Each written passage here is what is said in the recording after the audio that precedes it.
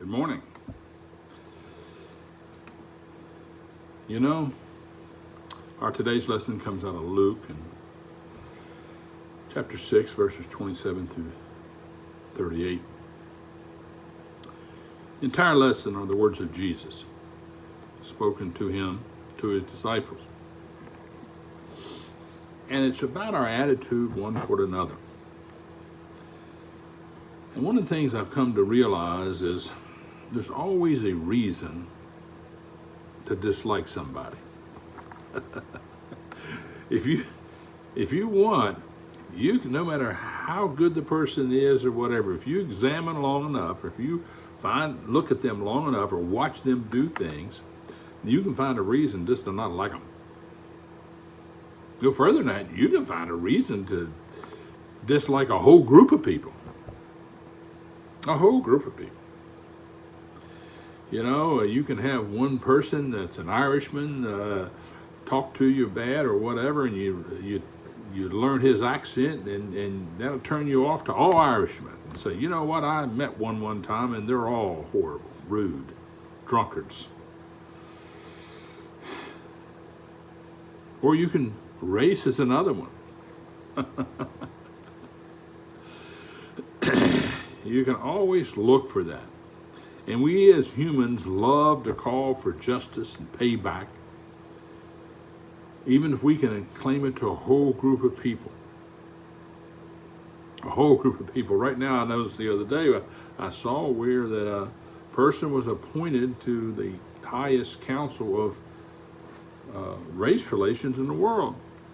This person is very educated, went to Harvard Law School as an attorney, came out of there, and while she was there, wrote a paper about the fact that certain races, because of the pigmentation of their skin, were more apt to have higher intelligence or spirituality. So she tried to make an argument at Harvard, wrote the paper, that certain people, because of the pigmentation in their skin, had certain advantages or disadvantages. Now, this wasn't in the 1800s or the 1700s or even the 1900s. It was in this century. And this person wasn't laughed out of court or ignored.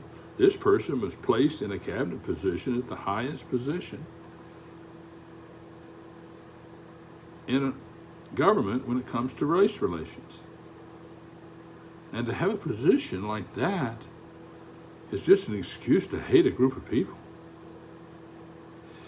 And that is so ridiculous. There's always a reason. You know, someone cuts us off in traffic, we'll run up beside of them and cut them off. We are a people, humans, that are vindictive. And of that, I am chief. I have a lot of problems in my flesh, but I have a sincere, serious problem with getting past something and writing it off. And I am the greatest receiver of grace of God, a person that could never stand before God in my own behalf, demanding justice for everyone else. And humility is an attribute of a Christian that has to be practiced. It's not natural. Always remember one thing. We have the old flesh. At the same time, we have the new Spirit of God. But which one gets fed rules the roost. Rules these hands, our mouth, our thinking, our actions, or whichever one is in charge. A carnal Christian will act just like the lost world. Always remember that. But there are people that are very hard to love. And as we come into today's lesson, you know what Jesus is teaching in Luke, and it's a series of the Beatitudes that's further expanded in Mark, Matthew, but he's walking through a field and he tells his disciples to gather some of the wheat as they're walking through and eat it. Well, it's on Saturday. He gets condemned to that. And then he has to remind them that he said, I'm the Lord of the Sabbath. I made the Sabbath. And so his authority rests. He was even condemned for healing a man on the Sabbath. And this was from a religious crowd that was obsessed with rules and regulations and not the spirit in which they were written. What our lesson has to do with today is unconditional love. If there's one thing a Christian should understand and practice, it's unconditional love. Because quite frankly, we didn't do anything. There was no condition where we deserved the grace and the love that God bestowed upon us. And so if there's anybody that should love unconditionally, it's us. Well, it's easy to love the lovable. It's not so easy to love the unlovable. And always understand this, that the love that is spoken of here is agape. There's three types of love. One is passionate love, ergo, that has to do with the infatuation between a man and a woman. And there's brotherly love, which has to do with, being the same family. Then there's agape love. And agape love is the highest form of love. It's that portion of love that only God can do. It's sacrificial, unconditional love that reaches out where it's not deserved. That's the love that is translated love in our text today. That's so important. And that's why that only Christians can fulfill this passage. Everyone else that's not a Christian may fake it, but they can't fulfill it. But Christians living spiritually will naturally love the unlovable. That's why spiritual Christians are so adamant about abortion. They see a creation, a person, a human life that is being rejected by its very own mother, so they reach out in love to try and have it said, let the life not be extinguished. That's why Christians are so much. It's not about the choice, it's about the loving of humanity that drives spiritual Christians. It's not a political thing with us at all. But let's get to our text. We start in verse 27, and we'll read 27 down to 31, because the first thing we have to realize is this is the text that tells us to love everybody, not just our friends or other Christians.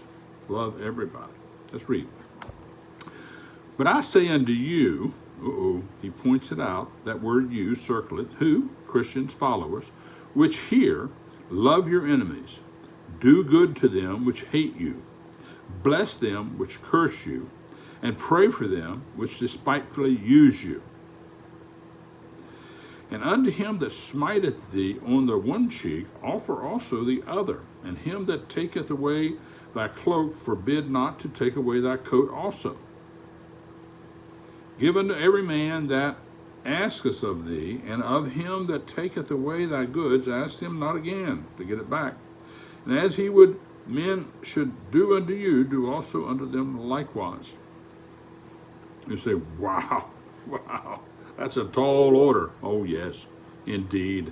Who's it given to? Not the world. No. The world is not told to love one another with agape love, because they can't. It's impossible. Only Christians. Only really spiritual Christians, of which are probably a very small percentage of us that are actually led and directed by the Spirit. But we need to strive to become like him. You see, in loving the unlovable, we become more like Christ, because he first loved us when we hated him, abused him, did everything against him, and he reached out in love to us. So this text from Christ is very appropriate, because he's merely asking us to do to others what he done for us.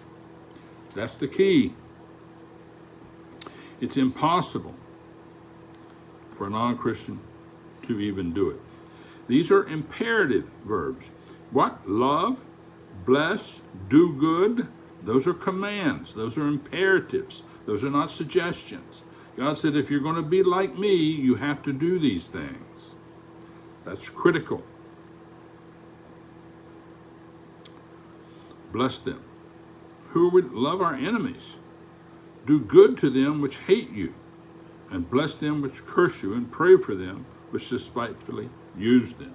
I'm afraid sometimes I've prayed for them, but it's not to do good. I tell you, it's something we all need to work on continually. When that ire, when that flesh, that anger comes up against someone because of what they did or said, we're to fight that immediately. That feeling of hate and anger is not of God. It's not of God. Most of the problems in marriage could be resolved if Christians practice this in their marriage. You say, well, I'll tell you one thing. She said that and I said this. What? No, it doesn't say that, does it? We're to love those even if they don't love us. If your spouse, you say, well, she just doesn't, he or she doesn't love me anymore, do good to me, they don't bless me. Well, guess what? You start doing it. You start loving them. You start blessing them, even in the midst of what they do to you. This type of advice will save Christian marriages. There's no reason why a Christian marriage should be destroyed if they practice this formula right here. If you think marriage is totally recompense, I'll give unto them what they give unto me, you're destined for failure. You are destined for failure. Let's read on. Verse 29, and unto him that smiteth thee on one cheek, turn the other cheek. Now, this speaks more to insult than it does to physical abuse. It doesn't really mean that. It means if someone insults you, let them insult you again. Don't respond with an insult. That's what this text is really talking about. Because the ultimate insult back then was a slap. It was more to insult them than to physically hurt them.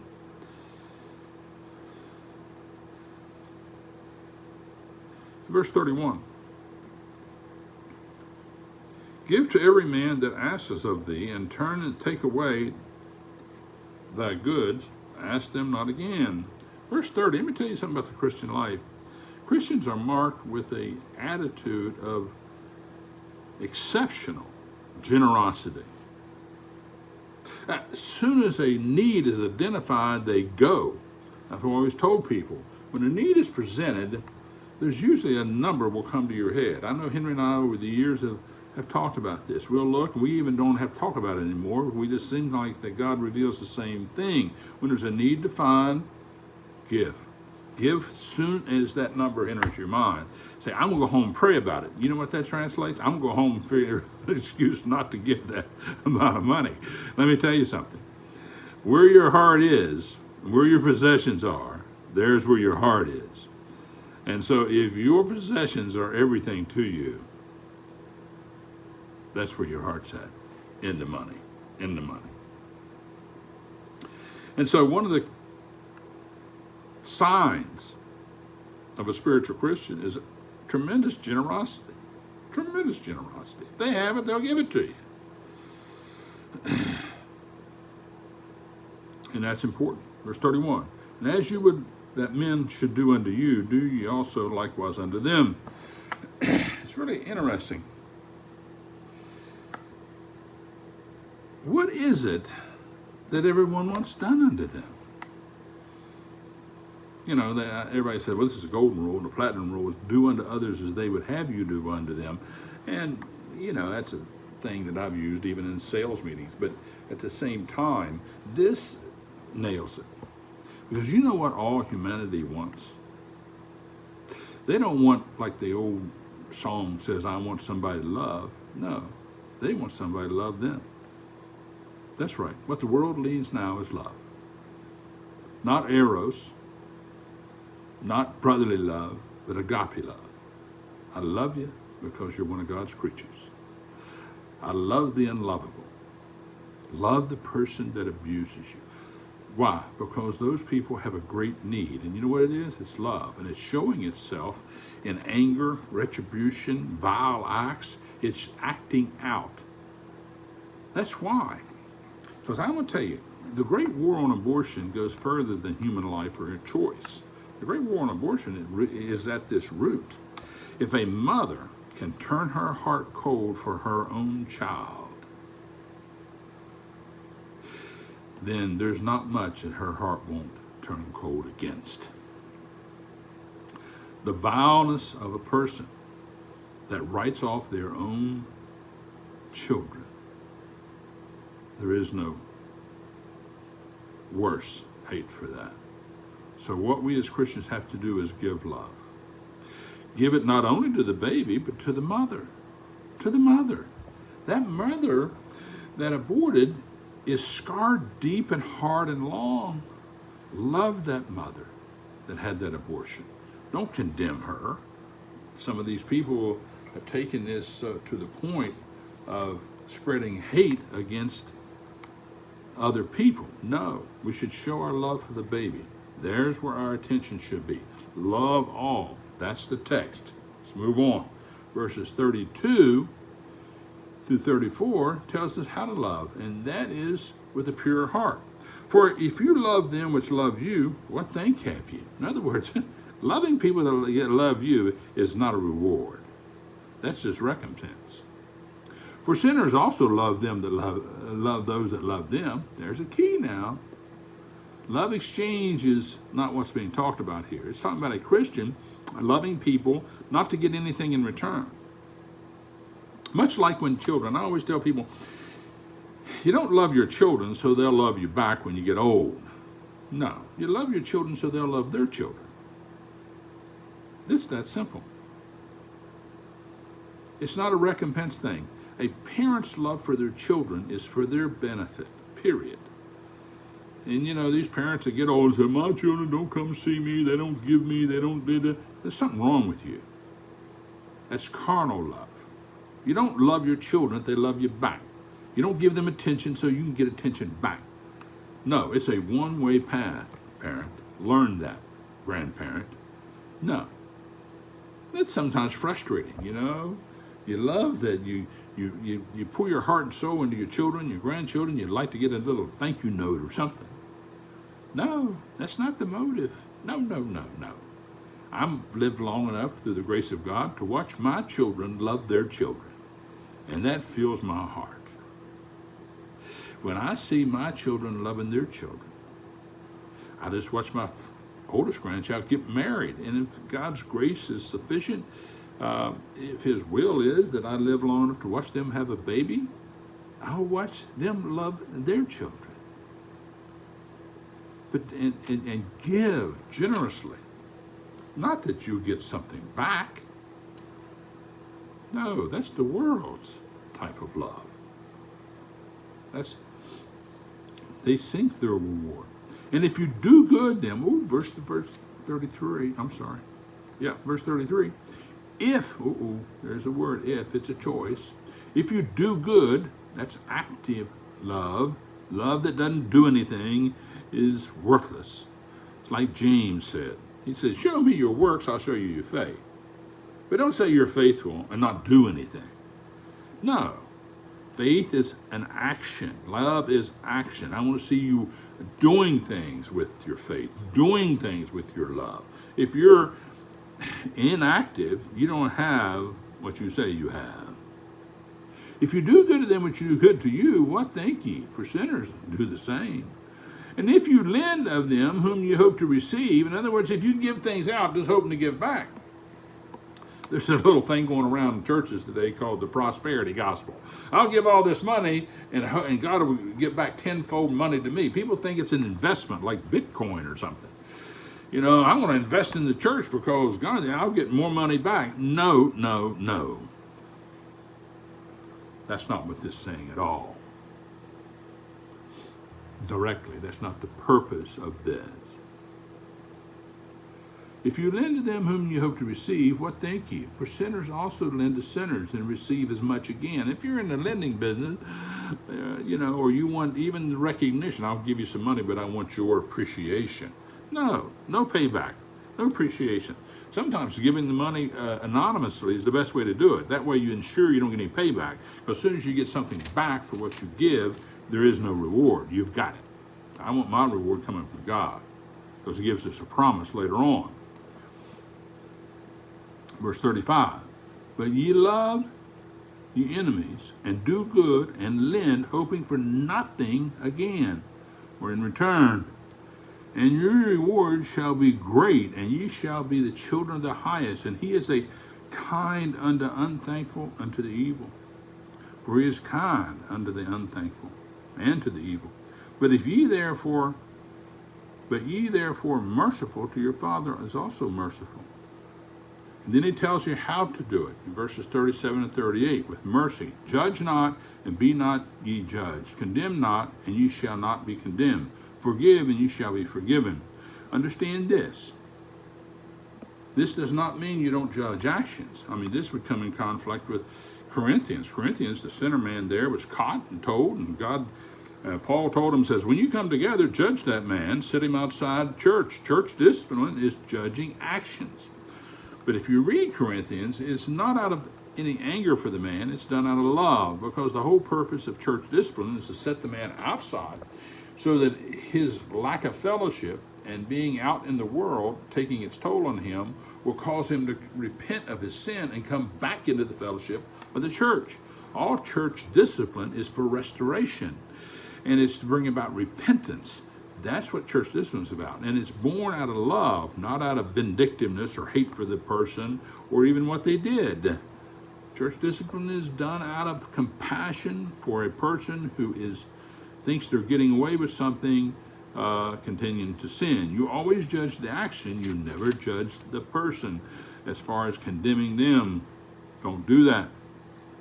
Sometimes there's a consequence, but you never judge or hate or write off the person. Never. Judge not. And verse 38, give and it, now there's two words I want you to circle here. One is it. Give and it shall be given unto you. In other words, what you give, and it shall be given unto you. Good measure, pressed down and shaken together and running over, shall man give into your bosom. For with the same measure that ye mete out, it shall be given back to you. Verse 38 is an interesting text. It talks about two things, the same measure and it. If I'm a person of compassion, it's saying that you'll receive compassion. If people, another text tells us that if you want friends, show yourself to be friendly. If you want kindness unto you, be kind to other people. This is certain actions are recompensable. The reward that gives unto God, I'll guarantee you can't outgive God. You don't do this for any type of prosperity gospel. That's definitely not what this is saying. But it is saying this: you practice the principles of God and you will be fulfilled, and you will not be wanting in the great things that God has for the Christian. Thank you very much. God bless you.